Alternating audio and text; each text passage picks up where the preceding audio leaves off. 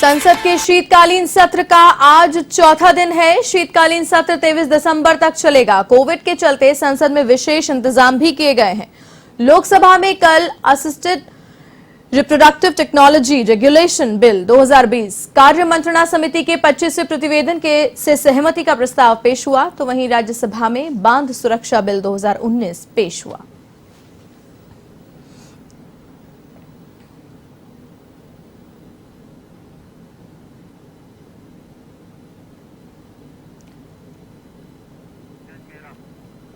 और इसी खबर पर विस्तार से जानकारी लेंगे। हमारे साथ वरिष्ठ संवाददाता नीरज मेहरा फोन लाइन पर जुड़ रहे हैं। जी नीरज, विस्तार से जानकारी दें। आज चौथा दिन है शीतकालीन सत्र का। जी बिल्कुल, आज संसद का चौथा दिन है और लगातार पिछले 3 दिनों से जिस तरह से हंगामा चल रहा है सदन में, आज उम्मीद की जा रही है कि कोरोना पर चर्चा होनी है। जिस तरह से कोरोना का संकट पूरे देश में नहीं, पूरे विश्व में फैल चुका है। जी 30 देशों में जो है बाहर की फ्लाइट्स बंद हो चुकी है, तो उसको लेकर चर्चा होनी है। तो ऐसे में माना जा रहा है कि कहीं न कहीं जो लगातार विपक्ष, क्योंकि कृषि कानूनों के लेकर सरकार के खिलाफ हल्ला बोल रहा है, और जिस तरह से कल सरकार ने साफ तौर पर लोकसभा अध्यक्ष ने और अन्य लोगों ने साफ कर दिया कि जब तक विपक्ष के लोग माफी नहीं मांगते हैं, निलंबन की कार्यवाही वापस नहीं होगी। तो इसको लेकर जो संसद में आपस में जो बना हुआ है, वो उसको सुलह करने का प्रयास किया जा रहा है। कहीं न कहीं कोशिश की जा रही है। हालांकि देखिए, कल जिस तरह मुंबई में ममता बनर्जी और शरद पवार के बीच में आपस में बातचीत हुई, तो उसके बाद अब माना जा रहा है कि जो विपक्ष है वो इस मुद्दे पर अलग तरीके से सरकार के खिलाफ लामबंद होने की तैयारी में है। अब संसद में कोरोना पर आज चर्चा होनी है। ऐसे विषय में देखना है कि विपक्ष का क्या रुख रहता है। विपक्ष का पहले की तरह ही अड़ामेंट रहता है, या संसद में सरकार को अपना पक्ष रखने देता है, ये देखने वाली बात है। लेकिन स्वास्थ्य मंत्री मांडविय आज इस पर जवाब जरूर देंगे। भले ही विपक्ष का शोर शराबा हो, हंगामा हो, विरोध प्रदर्शन हो, स्वास्थ्य मंत्री को अपना जवाब देना है। और उम्मीद की जा रही है कि जो कोरोना का जिस तरह से खतरा बढ़ रहा है, और हमारे देश में अभी भी अंतर्राष्ट्रीय उड़ानों पर रोक नहीं लगाई गई है, जबकि अन्य देशों की बात करें तो उनमें उड़ानों पर रोक लगाई गई है, तमाम बातें हो रही है। तो कहीं न कहीं सरकार को जागरूकता लानी पड़ेगी।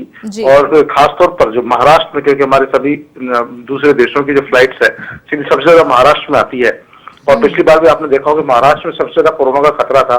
तो ये तमाम विषयों को देखते हुए स्वास्थ्य मंत्री का जवाब आज महत्वपूर्ण होगा। उनके जवाब पर निर्भर करेगा इस दौरान विपक्ष का रुख है वो भी देखने को मिलेगा कि आखिरकार क्या आज उनका गुस्सा शांत रहता है, या फिर वो उनका विरोध प्रदर्शन जारी रहता है। कल जिस तरह उन्होंने धरना प्रदर्शन किया, आज उनका क्या रुख रहता है, ये संतोष जो हमारे स्वास्थ्य मंत्री है मांडविया, उनके जवाब के दौरान देखने को मिलेगा। भारती जी नीरज, क्या इसके अलावा भी कोई मुद्दे होंगे जिन्हें लेकर विपक्ष सरकार को घेरेगा? देखिए, सबसे बड़ा अभी जो विपक्ष के सामने बात जो मुद्दा है वो कृषि कानून वापसी बिल को लेकर ही है। हालांकि राष्ट्रपति के हस्ताक्षर हो चुके हैं, लेकिन फिर भी क्योंकि विपक्ष इस बात पर अड़ा हुआ है कि जिन 12 राज्यसभा सांसदों का निलंबन हुआ है, उनका निलंबन वापस हो जाए। सबसे बड़ा मुद्दा यही है।